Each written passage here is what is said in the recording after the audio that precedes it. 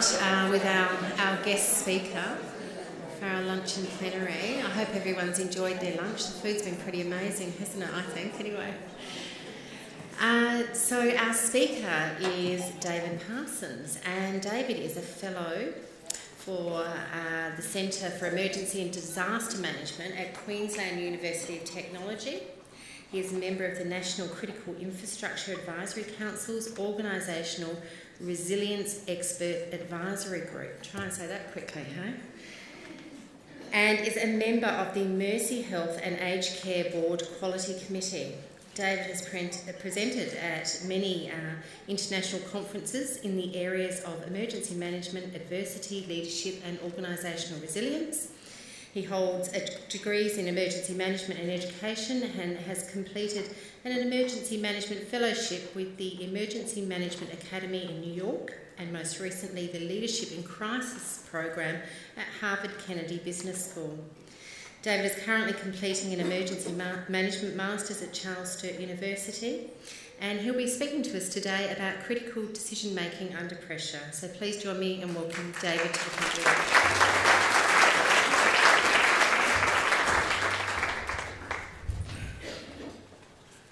Being post-lunch, what I'm going to try and do is make this entertaining as well. Just a bit of context, I've been working for the last few years with a range of colleagues in Canada, the US and in New Zealand, looking at building high-performance crisis management teams. And to do that work, we set about, the first question was, how do high-performance crisis management teams work, and how do we improve the way they work and the outcomes of those teams? And I guess, as critical care nurses, you work in a high-stress environment every day. And maybe some things I'll say may be relevant to your work as well. The first couple of slides are really to set a bit of context, build work into some of the things I'm going to be saying. All this material we've been working on for the last 3 years now comes from massive research across the Western world. And I'm hoping that some of the stats I use are correct for my medical colleagues, who can then straighten me out later and go, no, there's new research, you've got that wrong. It's a little bit about our brain. It's 2% of our actual body mass, but consumes 20% of the energy that you actually produce. And if you think about those figures, you've probably noticed that if you've got a child studying for their HSC or their final year of school, they eat non-stop. It's because they're trying to get enough food supply into that brain that is consuming so much energy. So much energy. There's 100 million neuron connections per cubic centimetre in our brain, and to power those consumes lots and lots of energy. And one of the problems is we can't actually activate all those at one time. We have a problem with our actual way that our body was built. And we've got a blank slide's appeared, I'm not sure why. That's okay. So one of the problems is we're not designed to get the blood supply to the brain that we actually need. So what this means is that we can only power about 2% of our neurons at any one time. So I want to do a little activity with you. Well, we'll do a little activity with you. If you've got a pen and a piece of paper, I'm going to see how your brain functions. Give you a little bit of a test to see if you're getting that 2% neuron activity after that lunch break, where you've put an additional food supply into your stream, to your brain. So I'm going to read out some numbers to you. And because I know you're used to working under stress and pressure, I'm going to do this fairly quickly, because you like making decisions quickly, so let's do that. So I'm going to read out some numbers, just write down the actual digit, like number 2 is just a digit 2, not the word, as I've had happen a few times. And along the way I'm going to ask you a question. And the question requires a one-word answer. Just quickly write that down and we'll keep going. So this is based on what I was just saying, that you only activate about 2% of the neurons in your brain at any one time. We'll talk about what that means shortly.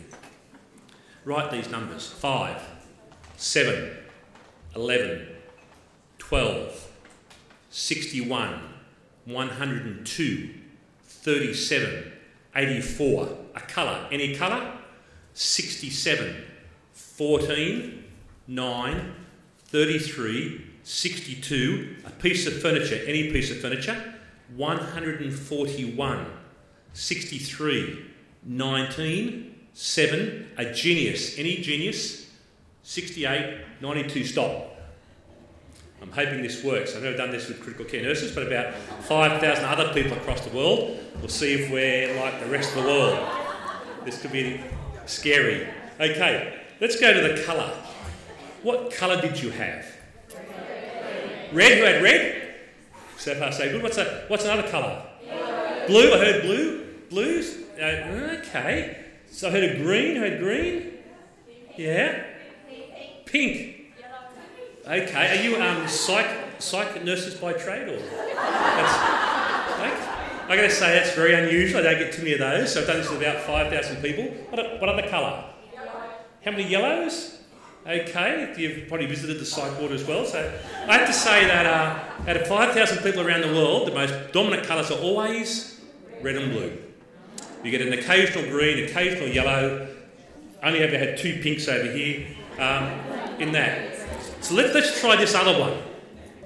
A piece of furniture, what did you have? You had a chair. Oh. What else did we have? Table? Who had table? What else? Bed? Yeah, I can get a few of those now and again. A couch? Yeah. Last of all, and I'll tell you what this all means in a second. Last of all, who was your genius? Oh, we're creative today, aren't we? Who didn't have Einstein? Wow, a couple. Okay, well, I've got to tell you that's very much what you see across the globe in the Western world in that answer. So, and I think the others whose hand you saw wrote their own names. So I get that. I won't ask them to read out what their name is, but the reason I was expecting those answers is that because, as I said, you only activate 2% of your neurons at any one time, and I was putting you under a bit of pressure, and you were directing your blood flow to the part of your brain that makes rapid decisions based on stored patterns of what you've seen in the past. And the problem is that we want you to make creative solutions and really innovative solutions. We actually require you to divert your blood flow to a part of your brain that you don't normally activate because you're so busy doing time-critical things. And so for us in crisis management, that means that when we're having a very novel problem, we need to take our people who are solving that novel problem into a quiet room and let them think to get a novel solution to a novel problem. So that's one of the impacts of that restriction on our actual blood flow. The other thing is you are a predictor. You're always making assumptions and predicting what's about to happen next. One of the reasons you have to do that, for example, I sat down the front here and they were predicting that I wasn't about to jump out of my seat, grab my knife and grab them by the throat. They were predicting it based on something they'd been told by someone that I was safe to sit next to. You're always doing that. You're going to walk out that door later and you're going to be predicting that it's safe in the foyer before you walk out. You are a prediction centre. A little bit about that, he's putting the knives away now, I see. A little bit about that prediction centre is this baseball player is a good example. What we know is that he's not watching the ball. He's actually watching the arm movements of the pitcher because from the time the ball leaves the pitcher's mitt, the time it comes to his bat, his eyes have not had time to know what's going on. Because it takes time for the eyes to collect the different signals, that's the colour, the vertical, horizontal lines, etc. Send them to the brain then says, does this match a picture I've got stored somewhere, and takes a picture and says, this is what I'm seeing. Because everything you are seeing is actually historical. You're not seeing me now, you're seeing me in my past. Because it takes about 1/10 of a second for you to actually transmit, analyse and synthesise what you're seeing. Now what we're doing with the Australian batsmen in the Australian cricket team, to make them better batsmen, is we're giving them blurry glasses. The reason being is that when they're not doing so well, they start focusing on the ball. And actually want them to focus on the gross arm movements to forecast and predict where the ball will go, and they're using hazy glasses to make sure they don't look for the ball. What do you get to think about what you're seeing though? Think about today. You've blinked hundreds of times since you've woken up this morning, and every time you blink and you try this, if you close your eyes for a second, there's a blank picture. But who can remember all the blank pictures you saw today when you blinked? Let me guess. None of you saw those? That's right. See, you're blind for about 2 hours a day. When we train our Air Force pilots, and they're looking for an enemy jet coming, they're trained to stare, stare, and stare. Because when you scan, you're also blind. You can't transmit the data back to your brain in time to analyse it. It goes to overload and says, I'll stop scanning, and now I'll look. So I had a staff member one day at work, got out of their chair, fell over their bag, big inquiry, one day break their ankle because they were blind. So they got up out of their desk and they turned and they were blind. You create false images to cover when your brain's not coping. That's why you don't notice when you blink, because you say, I will forecast the picture will be the same while I'm blinking. And you create a false image. You do that when you're turning as well. And that's why when you're driving a car, hopefully you're not scanning like this to see what's going on. You just stare down the road, because once you start scanning, you're seeing nothing. You're creating a false image. That's about 2 hours of your day is like that. So you're constantly predicting what's going on in your life, predicting what will happen next. Let's pick up this video clip. Let's do some prediction. Hopefully this is going to work. Looking good. 3 dots on the line, 3 white dots. What do you think it is? Male, female? How old? Gee, won't you make all these... You're making up all these assumptions based on 3 white dots. Tell me about this one. What is it?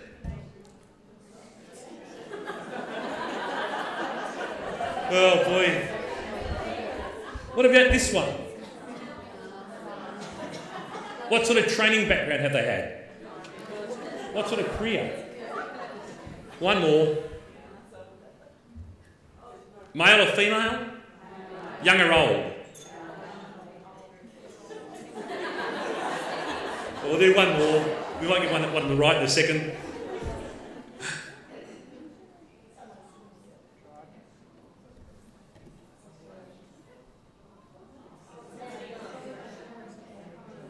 What's the attitude of this person?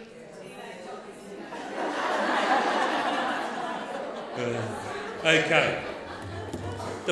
The point of that little clip is, though, you don't need very much information to form a very big picture. You only had one white dot move across the screen and people started thinking it was a person walking, it was a person of certain stature, etc. You use very small pieces of information to make very big pictures. And once you've decided what the picture should be, you don't like changing your mind. So let's have a quick look at this one. This is a satellite that goes around Australia and it spots fire outbreaks for us. And you can see a number of fires on the screen there. If I ask you very quickly, which is the big serious fires, the answer is the red ones? Yeah. No. No, they're not red ones at all. The red ones, the yellow, red is the most current. Yellow was the last time the satellite went over. In this case, the colour denotes time sequencing. But you've been built a pattern in your mind from childhood that red is serious, red is dangerous.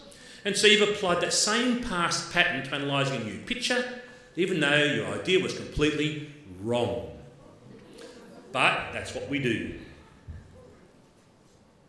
Let's look at this picture. I've got 2 tables on the screen. I know Alison knows the answer to this one. Which is the longest table?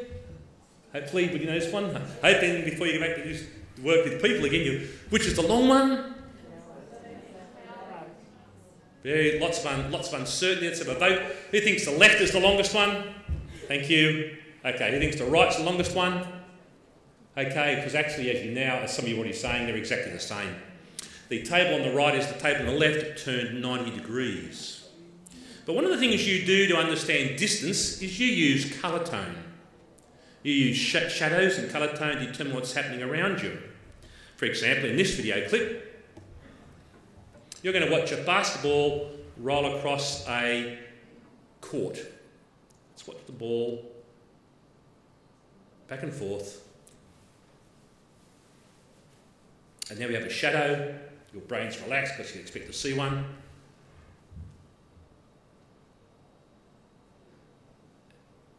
And the minute the ball's going to move for us, here we go. Up into the air, of course, and down again.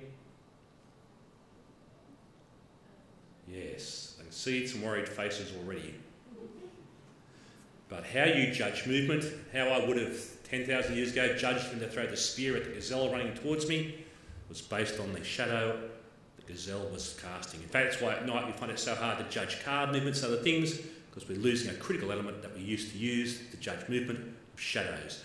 I guess you've worked out the trick here. Has the ball ever changed what it's doing? No. But your brain used the shadow of the ball to determine the ball's movement. So your perceptions of what you see is not always reality, it's what the tricks are that your brain uses to interpret the world around it. Okay. What did you see? Westerners, typical Aussies. I can tell I've got a room full of Aussies. You see, you did that because of your parents. What we know is that your parents got you as a baby, sat you on their leg with a little doll and went, look at the doll, look at the doll, look at the bear, look at the bear. That's what Westerners do.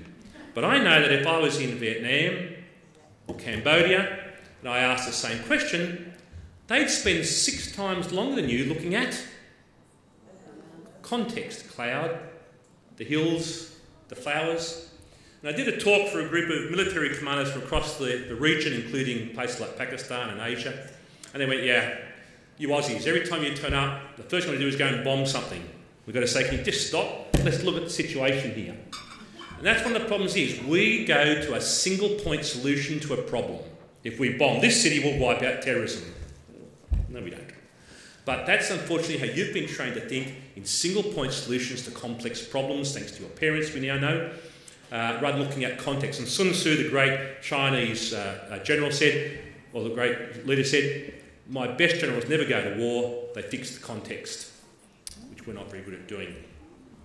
Okay, another video clip. This time I want you to think about what we know is, for example, that if you want to... Oh, here we go. What we can do is check your counting skills. Use both hands. How many times the white players pass the ball? The white players. Now we're going to try and pick out the smartest people in the room here. The white players pass the ball. Just the white ones. How many times the white players pass the ball? We'll see who's the best. How many times the white players pass the ball? White players pass the ball.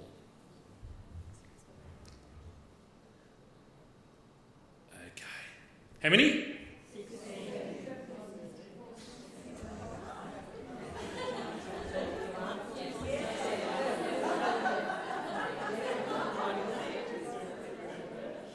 And I won't ask who didn't say the gorilla, because I know some people will just pretend that they did even though they didn't.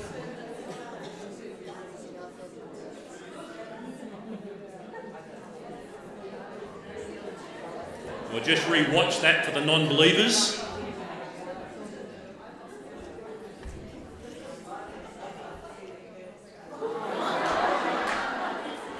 Yeah. But what you're very good at is focusing on what you want to see. If you are looking for the white players passing the ball, that's where you focus. What we know is, if you ride a push bike in a city without push bikes, you're at far more risk than riding a city in a push bike, riding a push bike in a city with lots of push bikes, because you're used to watching for them. And your brain's used to saying, I'm looking for that push bike. And think about it, we've been heaps of studies done even in your world, where people looking at a patient, they look for what they think they need to look at, not necessarily what they need to look at. That's the way that our brains work. A little bit about, we're talking about intuition and workers that have maybe worked in a intensive care unit for 5 years. What do we know about that?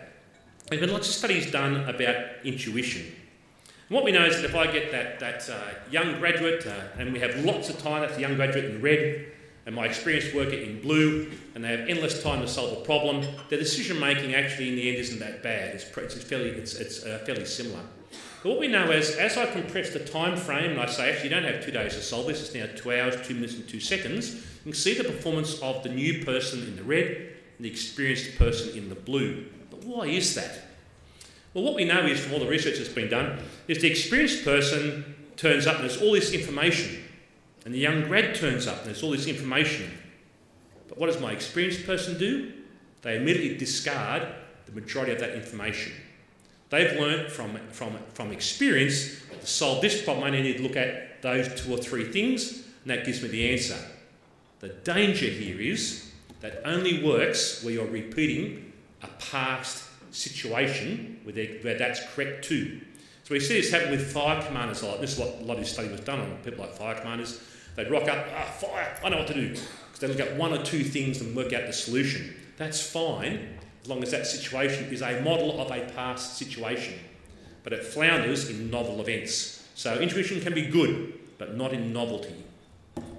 This next section I want to think about, Remembering the brain's got to relax. You're using so much energy, you're getting tired. You're draining the rest of your body. So you've invented a whole pile of quick ways to solve problems. Let's look at some of those. First one says, and I see this today ago, I met a nurse here who's a very nice person. Therefore, I'm going to make like an entire narrative. All nurses are nice people. And I'm going to prove I'm right, because I'm only going to look around and see all the nice nurses. See, my theory was definitely correct. And we do this all the time. For example, I went to Marion Mitchell's place and she's got these turkeys in the backyard and she feeds the turkeys every day and the turkeys go, Marion's a great person. So I came along and she said, feed them wheat as well. Throw out the wheat and they go, humans are great people. And other people come and visit Marion's place and she gives them wheat, throw out the turkeys, convinced that humans are very nice people. Why? Because they saw it, they've seen more of it, and they see proof until the day the proof changes when it was Thanksgiving. But again, we're very good at trying to prove we're right. These are the anthrax letters after the Lord Tracer attack that went to the US Postal Service and caused all the trouble. And the US Navy were asked, what's in these letters? Now, they thought this very much looks like US government anthrax, but that's not what it is because we know that can't be. So they spent 2 weeks arguing it was some spider venom, it was some rare plant from South America. They tasted every possible theory. In the end, they said, it's actually US government anthrax from a secret lab. Now, why did they argue for 2 weeks it couldn't have been? Because that would have destroyed a belief, that would have destroyed a pattern they stored about the security of US labs working on anthrax. So what we'll do is we'll fight for hours to prove our first thought is wrong if that wrong challenges our belief about the way things should actually be. If I look at Henry Warner said back in 1927, he said, who the hell wants to hear actors talk? Because he'd never seen that before. Therefore, there was no realisation that we might have wanted to see actors talk.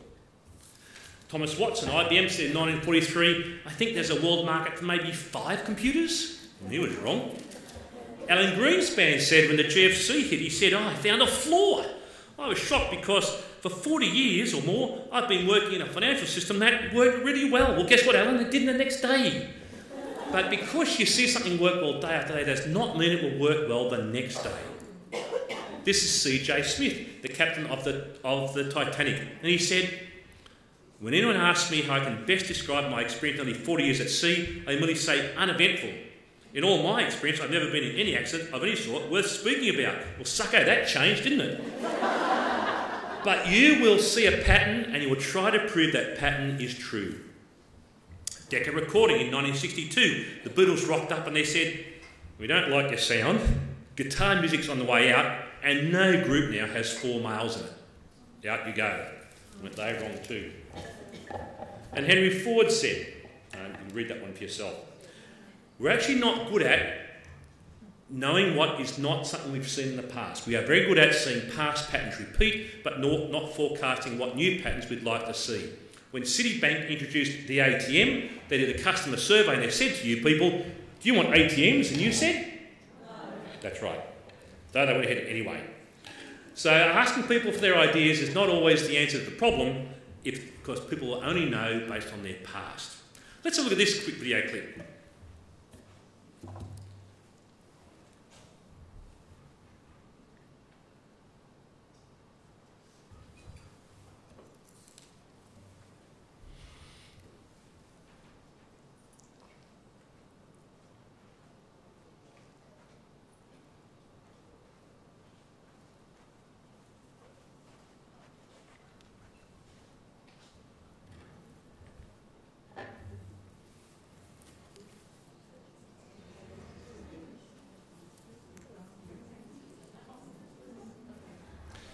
Yes.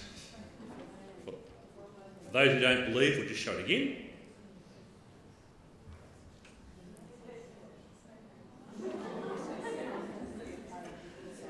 Now, if you felt bad that you didn't spot that, I have to tell you that there's another one that I'm not showing, but where someone's being served at a counter, that person who's serving them gets down, a new person stands up, and they have no idea a different person's serving them. So one of the problems is you are not good at seeing change. Remember those little puzzles in the Women's Weekly? You'd find the 8 different things in this picture, and I spend hours on them, because you're not good at seeing change. When you leave a room and you come back in, you expect to see exactly what was in the room when you left. You need to search out for change. It's not a natural capacity of you to find things that change. The other problem is you do this. This is from a study done of what happened in London during the war, and they were putting on a map all the dots where the German rockets were all landing. And they went, we think we have found a problem. Here's all the couple of weeks where the rocket strikes. Guess where the spies are?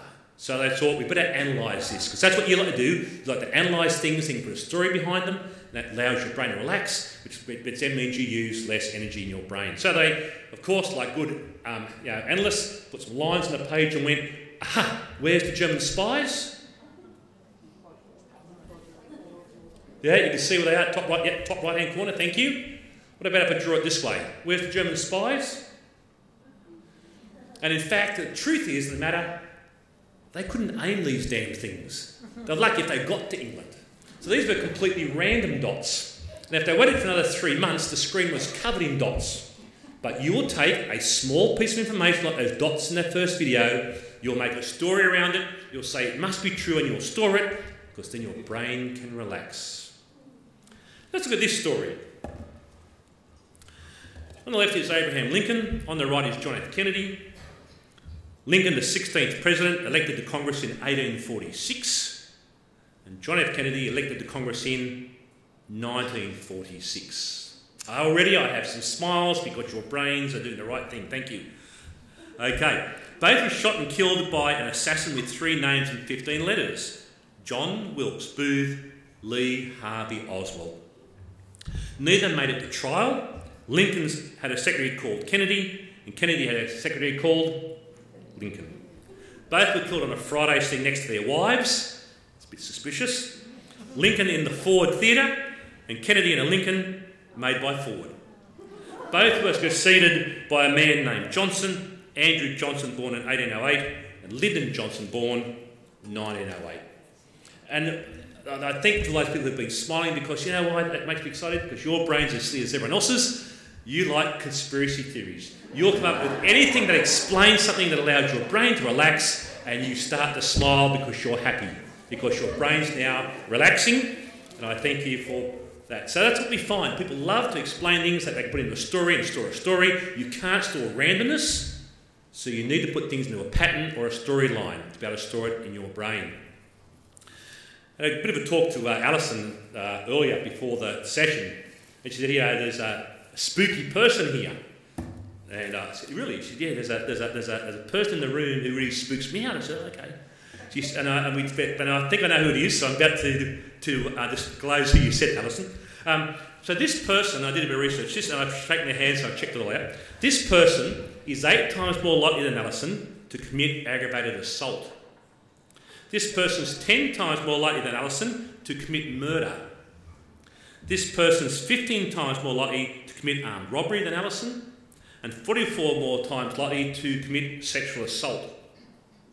And of course it is the males in the room, isn't it? You see, our genetics gave us these tendencies to do things you don't do. So we know that in your decision making, there are actually differences between men and women in biases to how we make decisions and what we do. So the men have that extra aggression gene that plays out in those sorts of a decision. It also plays out in other ways. Men tend to be more blind to risk. Men tend to be more confident that they can overcome risk, because who else would go and want to fight a lion for lunch? So we had to have someone who was dumb enough to do that. So we made men with these traits. But this plays out in a whole pile of ways. For example, when I come up here today, especially after talking to my colleagues here, my stress levels are up, and my testosterone therefore started to surge, and that plays out in a whole pile of ways. It actually makes me far more confident. I actually become less able to see faces, and I become more blind to risks around me, besides my heartbeat being up and my mouth drying out and my blood pressure up, but these other factors. But Alison would be quite different. When your testosterone surges, you see faces clearer. You pick up emotional clues better. So what we're saying to our emergency services people is, the women there are going, that guy has no idea, he looks very worried, his decision's probably not going to work because he's actually looking very, very stressed about what he's doing. They're picking up those clues, the men aren't. Men, without actual testosterone surges, we want to be seen to be part of the team more. My colleague, my male colleagues in my team, I want him to think I'm a good team player. Women aren't that silly, but us men are. And this plays out in how we make decisions and act in a team during times of crisis. Just have a look at, though, whether or not you're really like a sheep. Now, you're the only animal that shows the whites of his eyes at all times. When I met Alison today, we walked up to each other and said hello. My eye was scanning her eyes, looked for the pupil, which was dilated, meaning she was probably going to fight, she was in an aggressive mood. We do those sorts of things. Our subconscious is doing lots of processing that we don't see. Some eyes would have been jumping around Alison's eyes, scanning for those sorts of things. So let's try this video clip. We're nearly finished. Okay, this candidate has been brought in to do an exam for a job. Let's see what happens. Again, they're alone, they're rational. Looked up, seen the smoke.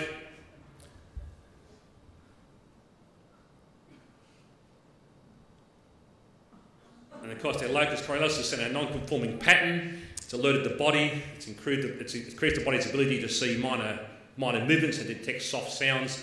And the person's making a rational decision leaving the room. So let's now watch another person.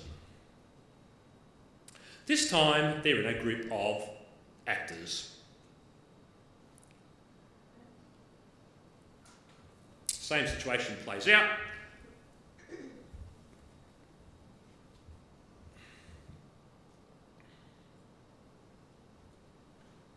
Locus coeruleus in the back of the brain has seen a non-conforming pattern.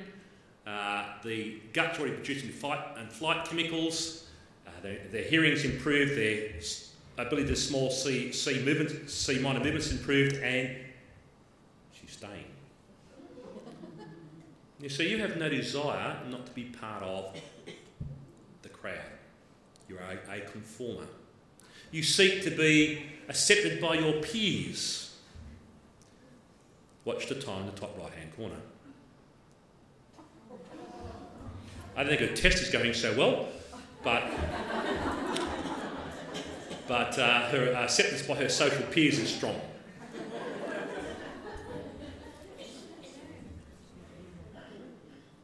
Watch the time in the top right-hand corner.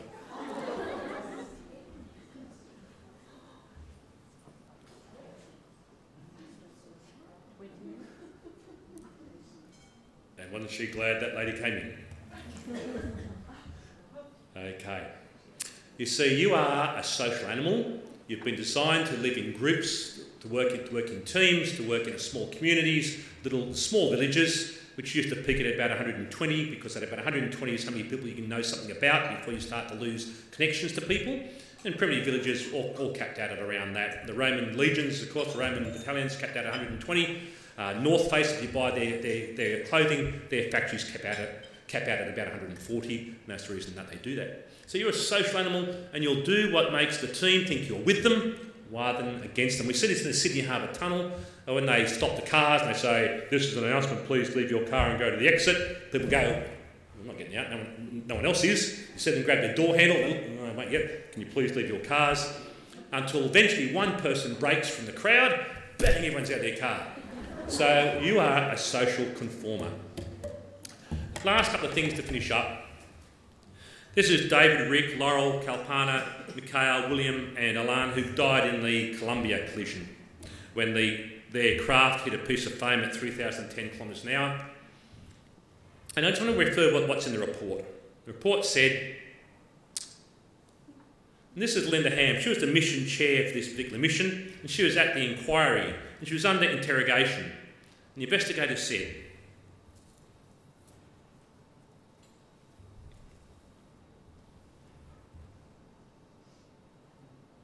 and we were just talking a little while ago about how even in operating theatres in some parts of the world, of course not here, we could see this very much play out.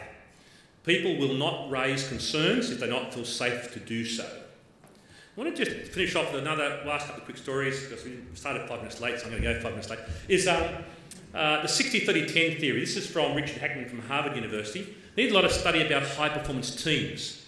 Now, he did a lot of work on things like aircraft crews, but what we know about his research told us is that the 30 is the key. 60% of the success of a team is before they get to the room. That's your knowledge, skills, attitudes towards each other. You can't change that. They come along and as a leader, I've got a 30% chance of changing how things go. Let's tell a story about that.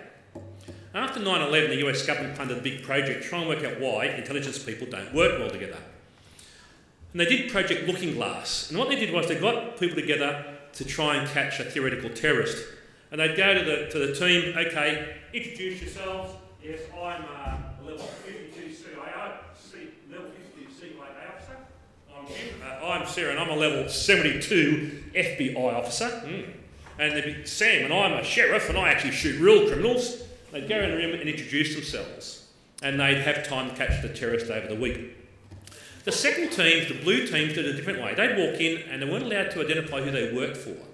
I'm Sarah, I'm into skydiving, travelled most of the world, have a great time. I'm Jim, I'm into fast cars and fast boats. I'm Alison, I'm into taking photographs and flying light planes. Guess which team always caught the terrorist quicker? Not just by minutes or hours, but by days. Second team. Why is that? Because they didn't make judgments about each other. In fact, I knew, Alison, you knew about light planes. I'd come and go, Alison, this intelligence says getting flight lessons. What does that tell me? They used everyone's expertise, not the person's job status. And that was an interesting study over a year that showed time and time again that was the outcome. So when you're flying home this afternoon, I want you to think about this. When you get on your flight, if you're behind me, you'll see me stop and ask the crew a question. The question is, how well do you know each other? And what we know is 77% of airline accidents are on the first day a flight crew work together. Their first day working together as a flight crew. Actually, 44% on their first flight together. What do you think that is?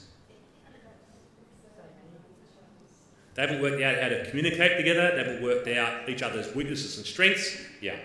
So the first thing I always ask when I get on, have you lot flown before? I feel much better. I had some surgery. The first thing I say to my surgical team is, do you actually know each other? Because I think the same would apply. Okay. We might watch one last little video clip and we'll finish up. Oh, by the way, before I do that I forgot to say, with the lady in the smoke room, 80% of candidates, 80% stayed until the lady finally ended the actual experiment. 80%. So 4/5 of people, if you're based on that study, tell us are sheep. So it's up to the other 1/5 of us, which is us here, of course, to step up and lead. Last one, let's go. I need sound for this one. Now, you probably have seen this before in your studies. This is the Milgram experiment. The candidates are asking a candidate a question. If they get it wrong, they give them a zap. His responses are being played on a pre-recorded CD.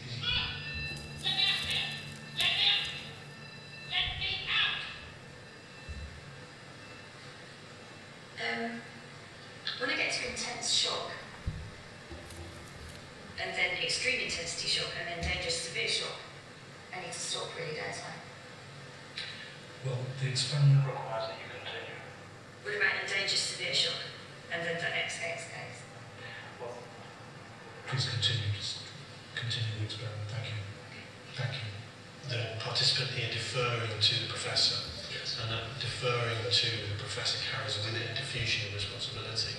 The responsibility for this is not entirely hers, so much as it is to the authority figure that resides with her in the room. We're on danger now. Yeah. But you say it won't be really dangerous to him. There's no lasting disadvantage.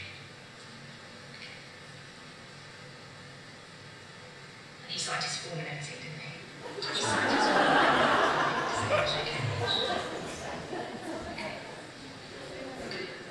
Paper A cup, B wall. It was scary goose. That's incorrect. 225 volts. Okay, we'll finish off there.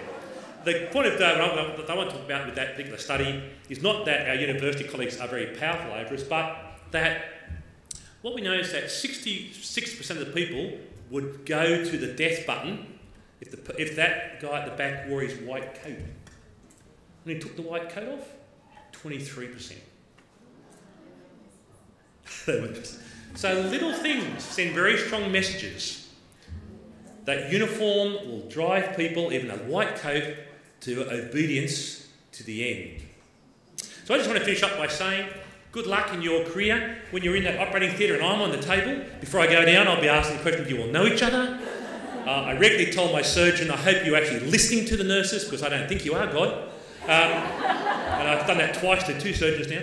And it seemed to work both the times. And we do know that very sane people will see things go terribly wrong and go along with it. Why? Because we don't want to be seen to step out of line. We want to be seen to be actually compliant. If I'm under stress and it's my male colleague, I want to be seen to be a team player. Saying that you're wrong won't be me being a team player. We are very difficult creatures to work with under stress. Good luck.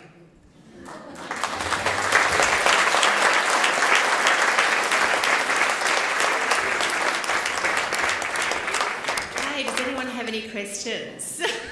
You don't get away that easily. Is there any Oh, good, okay. Any questions today? No? Okay, no, thank you. Please join me in thanking David again for a fabulous presentation.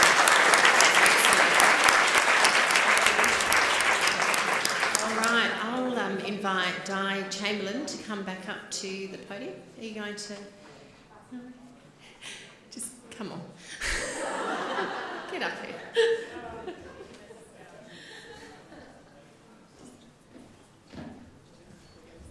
Can I also have Alison Hodak and Katrina Gain, please, our program conveners for the conference.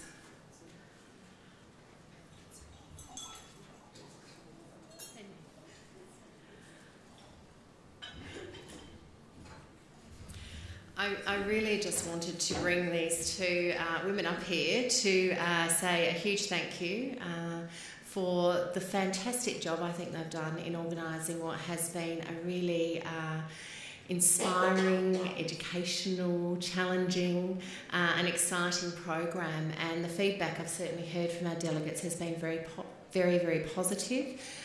So I would just like to take this opportunity to say thank you for all of the hard work that they have done over the past 12 months. So thank you.